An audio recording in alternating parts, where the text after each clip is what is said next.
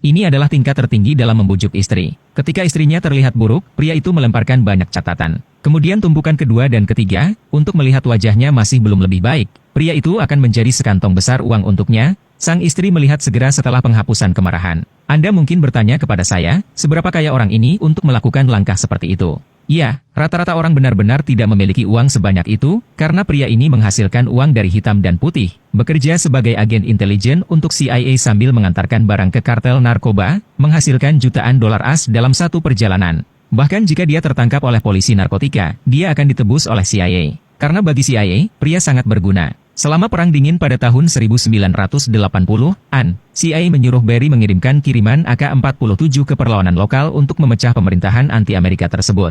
Tapi saat itulah, dia tidak punya pilihan, dia tidak mampu menyinggung CIA dan pengedar narkoba, jadi dia harus hitam putih. Untuk menghemat waktu, dia menyusun rute penerbangan yang efisien, memuat senjata di pesawat di AS dan mengirimkannya ke Amerika Selatan, membongkar senjata dan memuat narkoba, kemudian pergi ke Panama untuk transit pengisian bahan bakar. Pada saat yang sama bertukar informasi CIA dengan mata-mata, dan akhirnya menjatuhkan narkoba di atas AS. Dengan cara ini, mereka menghasilkan dua kekayaan dalam satu perjalanan. Seiring dengan meningkatnya permintaan dari para pengedar narkoba, para pria itu berkembang dan membentuk tim terbang mereka sendiri. Setiap hari, ia membantu mereka mengantarkannya pulang pergi. Seiring berjalannya waktu, pria itu menghasilkan lebih banyak uang, dan rumah seluas 3.000 meter persegi yang baru dibangunnya dipenuhi dengan barang-barang di mana-mana.